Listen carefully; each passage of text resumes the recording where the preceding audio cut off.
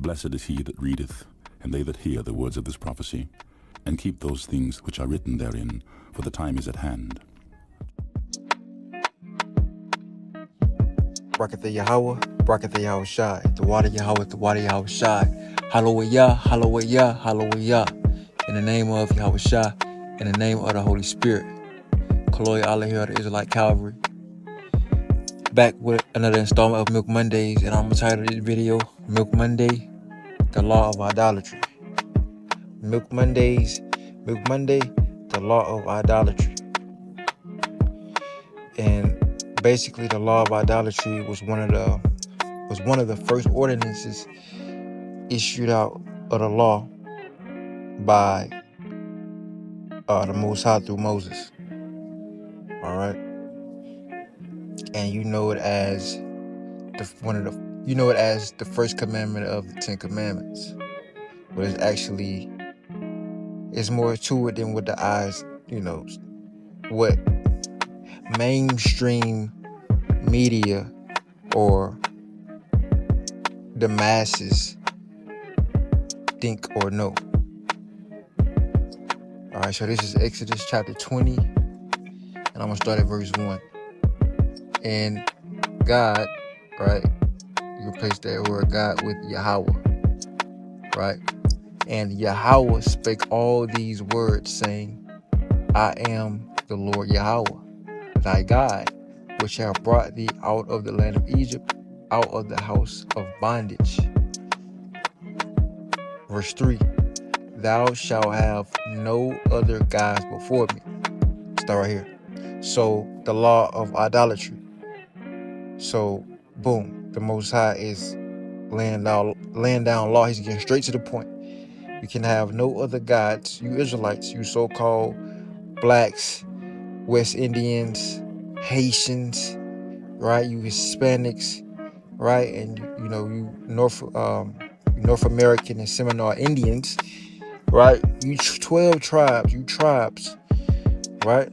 You Israelites, you cannot have no other gods before the Most High, right? That's getting into the law of idolatry. So what's an example of that, man? You see a lot of people today, Christianity. Well, contrary to popular belief, Christianity is not of the Bible, right? The religion Christianity, the world religion Christianity is not of the Bible. It's not of the one true living God, Yahweh, right? It's man-made by Edom, by Esau, who is actually an enemy of the Most High God. He's an enemy of Yahweh, right? So this is something you definitely don't want to indulge in Christianity, right? What's another one? Because I'm gonna say this: if you're doing anything religious or spiritual, and it's causing you to break the commandments, like Christianity tells you to celebrate all these weird man-made holidays, or you can eat unclean things. Well, that's going directly against what Yahweh said. You see? So that's an example of having other gods before the Most High, because again, and Yahweh Shai made the clear distinction. Let me get this.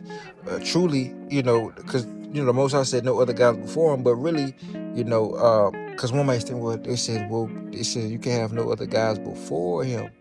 It didn't say we can have other gods. Well,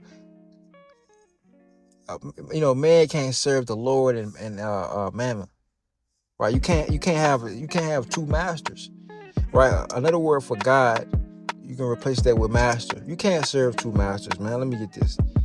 Wait, Yahweh Shai.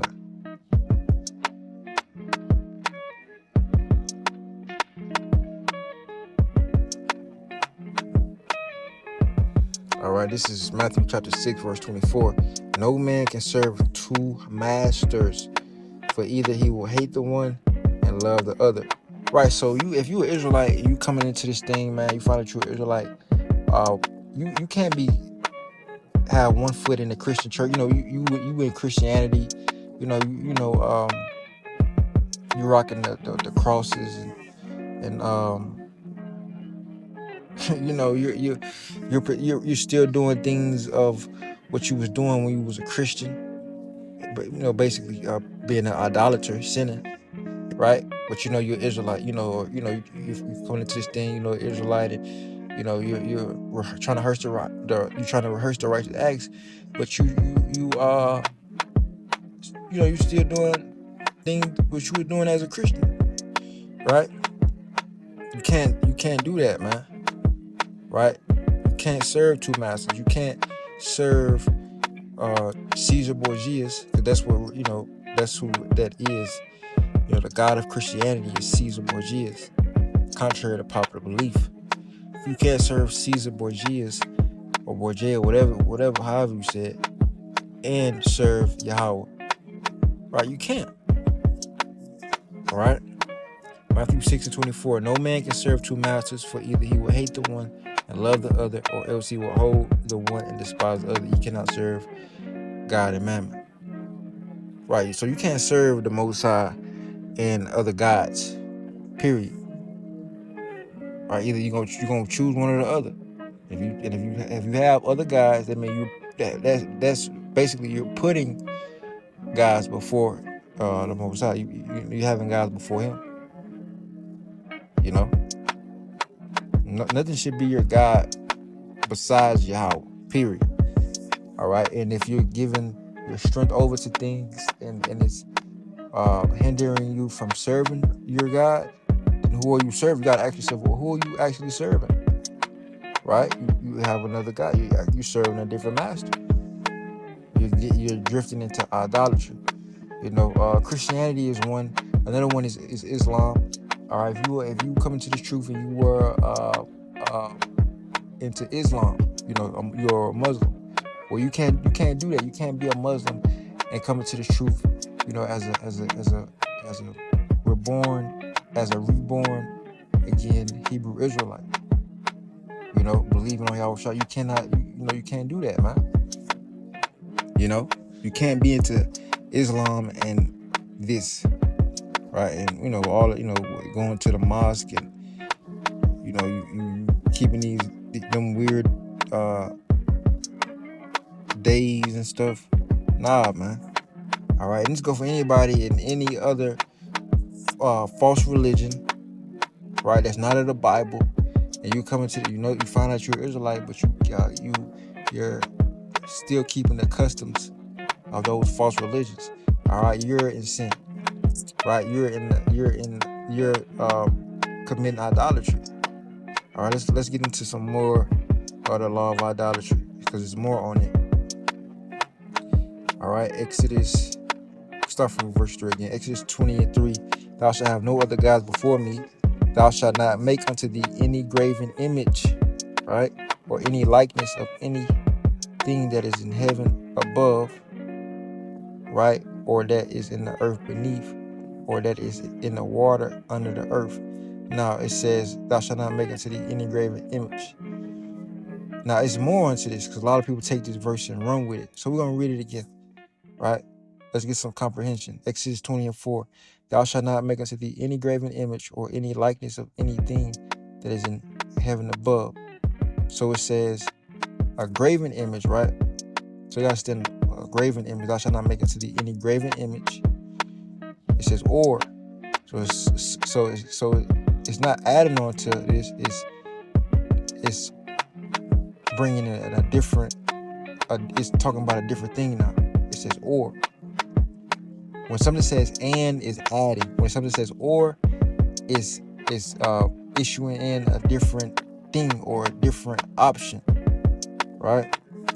Exodus 20:4. Thou shalt not make unto thee any graven image or any likeness of anything that is in heaven above. So thou shalt not make any likeness of anything that's in heaven above, right? Or that is in the earth beneath. Thou shalt not make unto thee something in the earth beneath, or it says thou shalt not make unto thee that is in the water under the earth, right? So basically, how they do in these temples, man, they create these different statues and whatnot, right? Make different creations. Pretty much them for the worship is gonna tell you that verse 5. Or gets to the point, it says, "Thou shalt not bow down thyself to them." So the Lord is going to don't make idol statues, right? Don't make statues for worship, right? Don't even make them, right? Now the Lord said, "Thou shalt not bow down thyself to them, nor serve them." What is he talking about? Why would the Lord say don't make them? But then, wait a minute, how you gonna bow down or serve them if it's not made? So this is talking about things that's already. This is talking about the heathens that made these different things, just like with the heathens, these different religions, right? Now it's talking about something, well, it's like it's a 2-in-1 punchline. It's like, okay, well, y'all don't make it, right?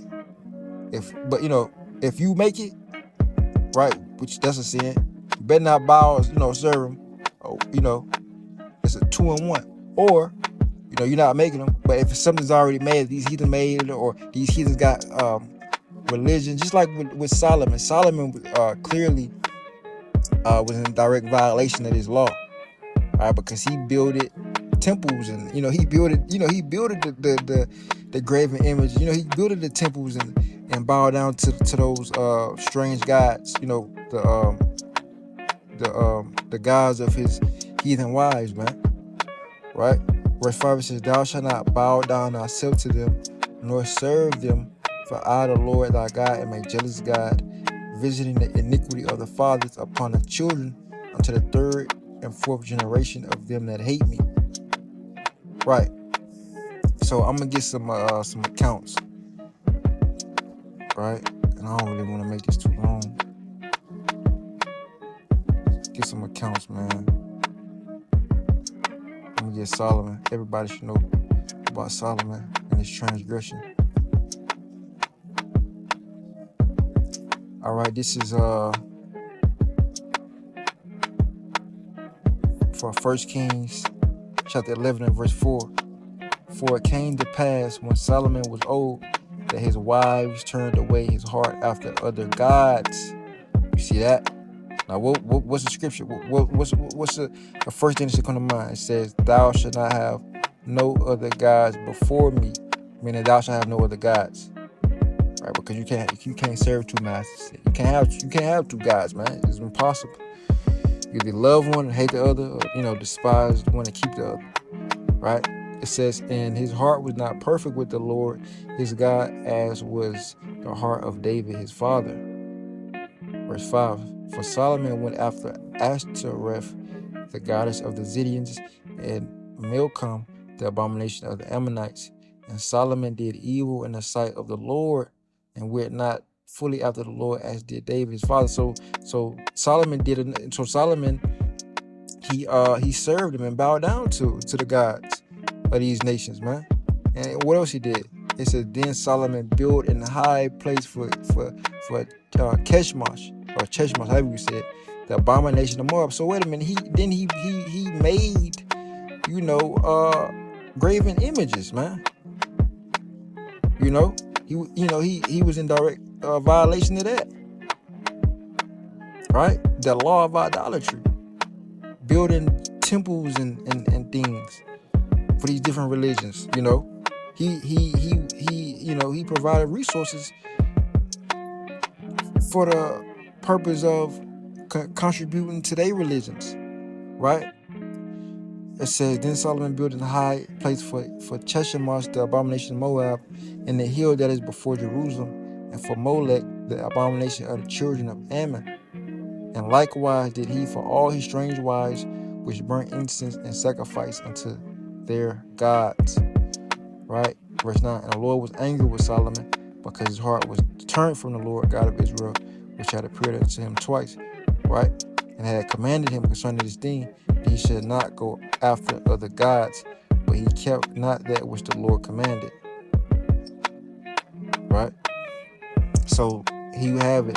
The king of Israel, King Solomon, is in direct violation of the law of idolatry. Right? Now, here's the penalty for the law of idolatry. Some may not know. Right? Some may not know the penalty.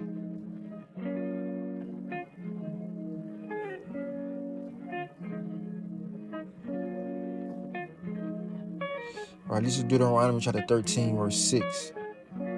If thy brother,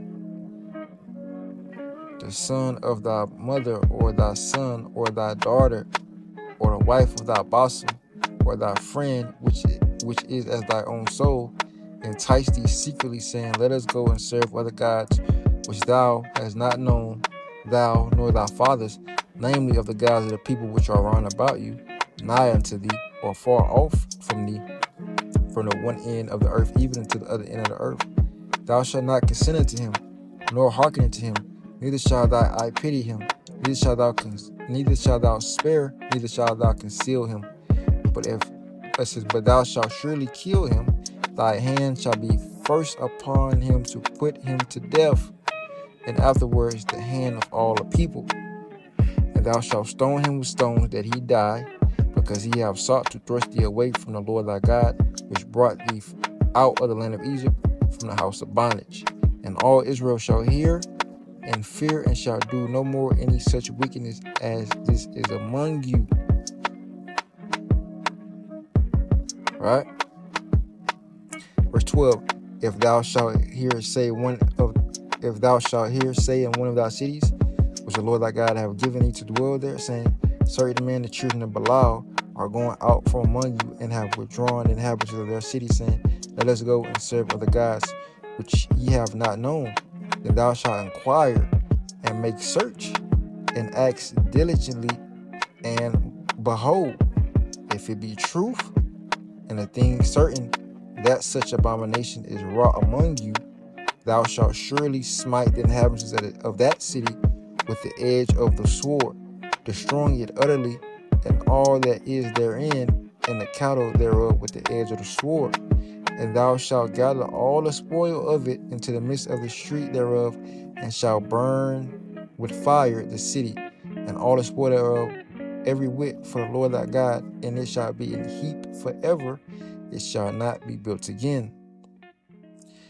And there shall cleave not of the cursed thing to thy hand, that the Lord may turn from the fierceness of his anger, and shew thee mercy, and have compassion upon thee, and multiply thee as he hath sworn unto thy fathers, when thou shalt hearken to the voice of the Lord thy God, to keep all his commandments, which I command thee this day, to do that which is right in the eyes of the Lord thy God.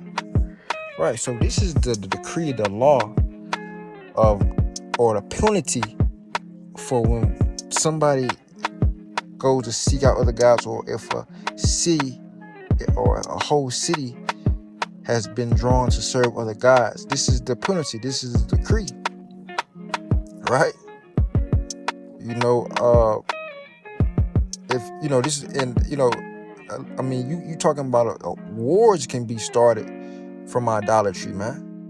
The Lord gave a decree. This is why it says because basically it's talking about besieging this. If a city, one of the cities in Israel, if they become a city full of idolaters, well, the authority, the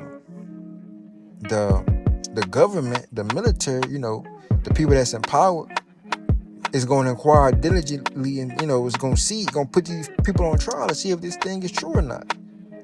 It's going to inquire, see if it's true. Are y'all really serving other gods? And if it's true, then war. You have the right to declare war on the city, man. Right? And the Lord gonna be with you. The Lord gonna be with you.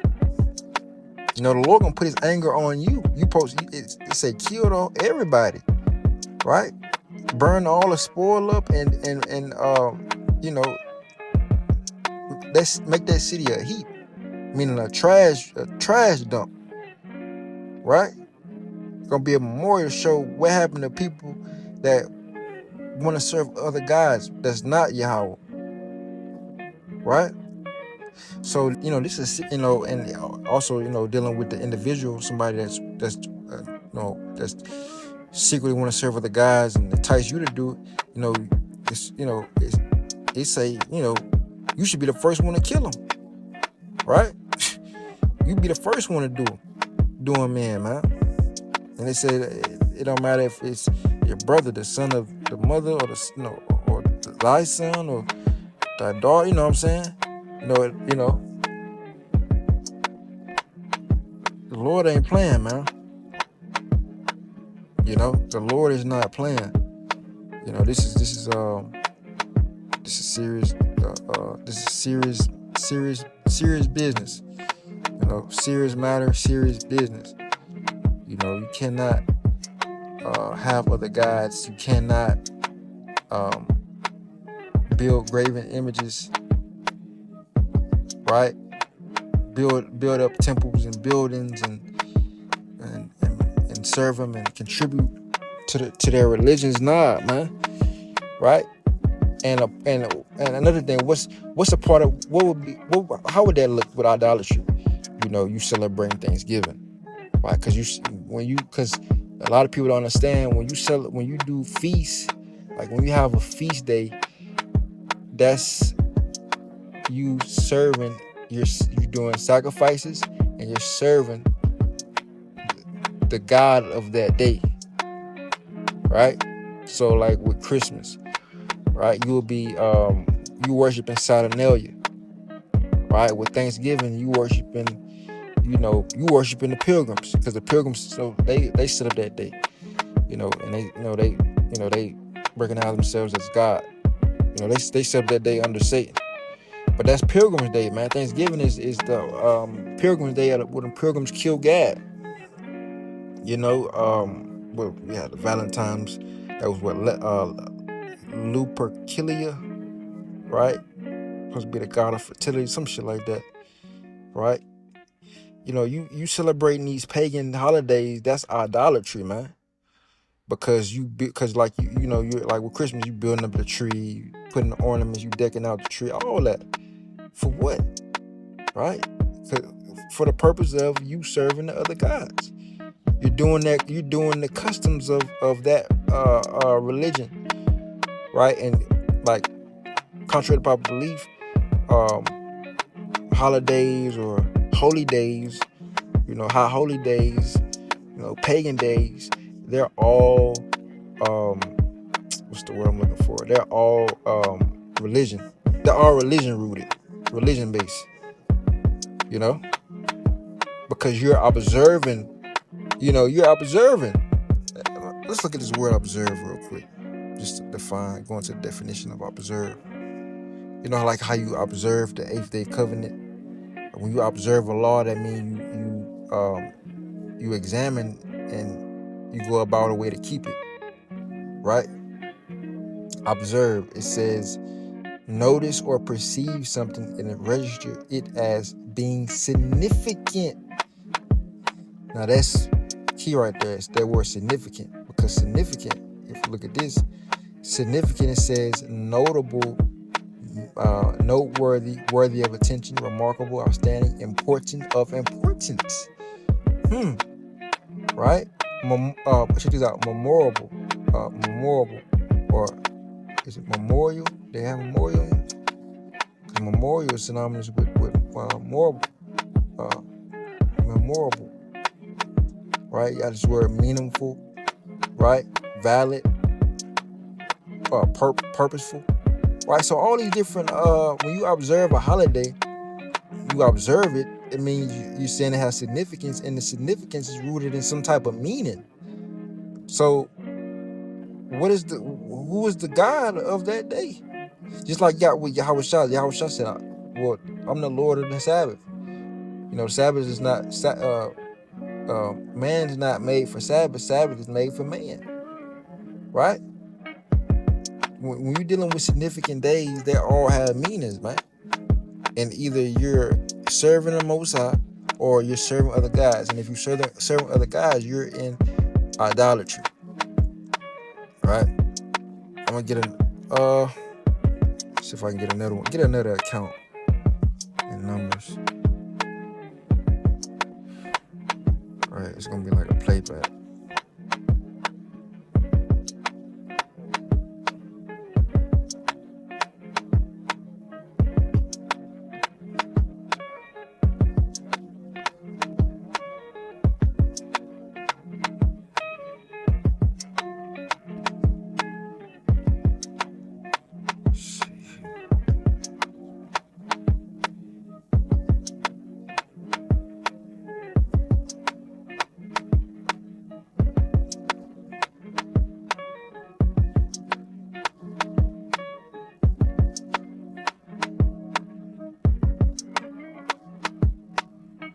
All right, this is Numbers chapter 25 and verse 1.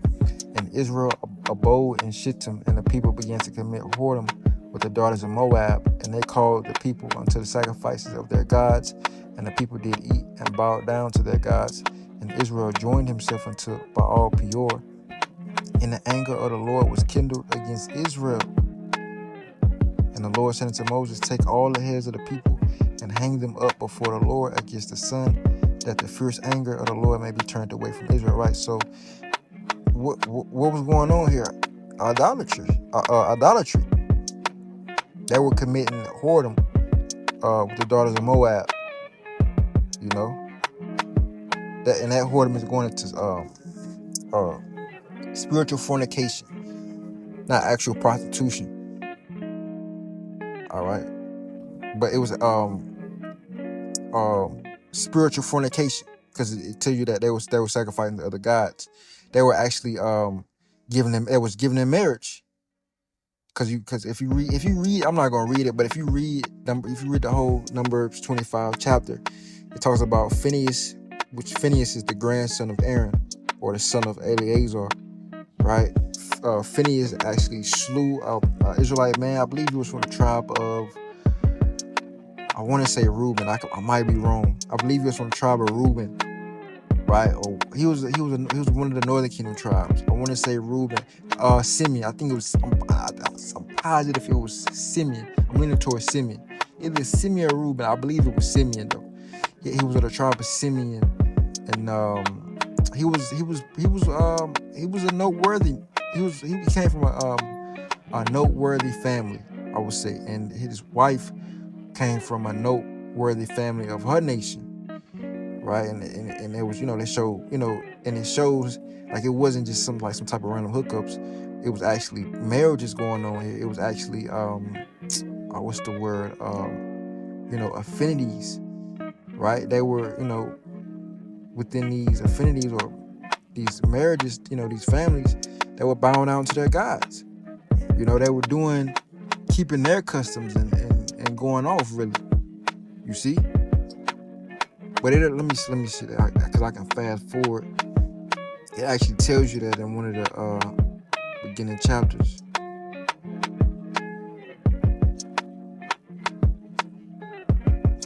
Right, see right here, Numbers.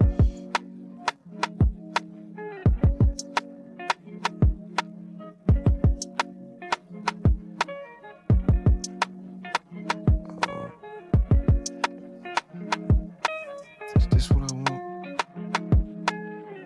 Okay, boom. Right, I just have to keep reading. So here's the explanation, because if you read Numbers 25, a lot of people probably won't have a lot of a good understanding. But if you read Numbers 30, chapter 31, it'll help you better understand the whole situation of what was going down in chapter 25. So this is Numbers chapter 31, verse 1. And the Lord spake unto Moses, saying, avenge the children of Israel of the Midianites. Afterward shall thou be gathered unto thy people. And Moses spake unto the people, saying, arm some of yourselves unto the war, and let them go against the Midianites and avenge the Lord of Midian. Right, so I'm going to jump down.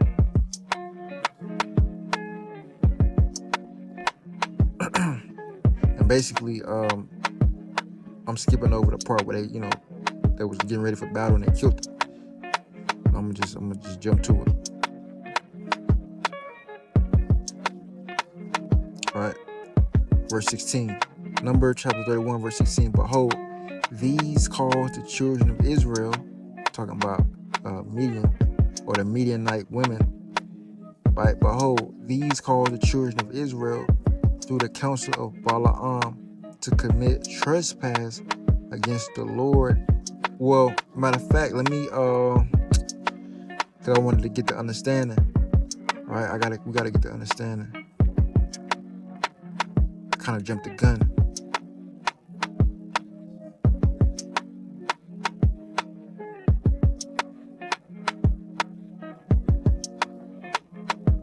All right, this is Numbers chapter 31, verse 14.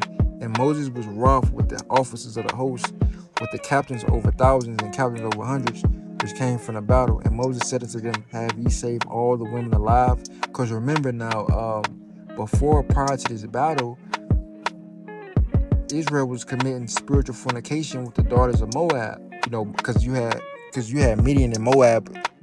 You had a council of Moab and Midian. It shows you that, it tells you that in the previous chapter before chapter 25, because they went to go get Balaam, right? They went to go get Balaam, which the councils of Midian and Moab, they agreed that they should go get Balaam to cast curses and enchantments and spells on Israel. So it says Moab in chapter 25, and it says Numbers 31, but that's really talking about both of them, because they all had their council was there, you know. Let's see here.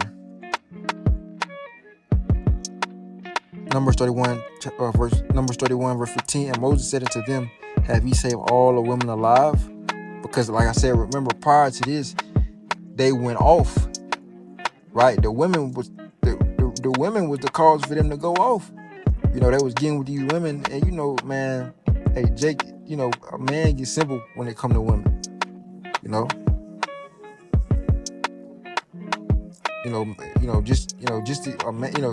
Just to get in between, a man would do damn near anything to please the woman so he can get some. You know, and that's how it be, man. All right, verse 16. Behold, these called the children of Israel through the counsel of Balaam. Right, the counsel of Balaam. Because who brought Balaam? Midian and Moab, and they was coming to him. You know, and pretty much it's stated right here that it was, since he couldn't curse them, it's like, well, you can hinder them, make them go off with idolatry. You know, give them the women. You know, make the women a stumbling block. You know, that was going on. It says to commit trespass against the Lord in a matter of Peor. So they were, doing marriages in the name of the idol Peor, right? Which is a Moabite, might be a Moabite or Midianite god or whatever. It's a heathen god. And there was a plague among the congregation of the Lord, right? You can read about that in Numbers 25. So this is, this is showing you the law of idolatry, like giving you accounts of showing you what's going on and how the Most High hates this thing. You know, the Most High, when you read Numbers 25, the Lord was plaguing Israel, killing them, and the Lord told Moses, go kill these guys, go cut their head off and hang them, right? And Phineas had to come through and kill the Simeonite and his wife when he was getting busy in the tent. He came and killed them with a javelin. You know, so idolatry is nothing to play with, man. You know, if you're doing any religion, any customs that's rooted in serving other gods, and you are Israelite and you come to the truth, you better stop, because the Lord will kill you. Now, you have a grace period, but we're coming on a time when the grace period is running. The time is running out, and the Lord is going to start judging folks according to the law, right? The Most High is going to start, with his angels, with his holy angels, going to start issuing out judgment, which the Most High is already issuing out judgment, right? But right now, it's a grace period to repent, but it's going to come a time where it ain't no grace period to repent. Either you sealed by the Most High, or, with the seal with the mark of exemption, or you're not. Okay, but It's been what 35 minutes, so I'm gonna just conclude there. I didn't have everything I had to say. So with that, I'm gonna close out, giving all praises to Yahweh, Ba'ashem, Yahushai, Ba'ashem, Rakak, Wadash. All right, Hallelujah, Hallelujah, Hallelujah, and Yahweh Shema Shai Barakatham. For elect and peace, blessing, salutations to the house of David the elect. All right, Shalom to elect, man. Shalom.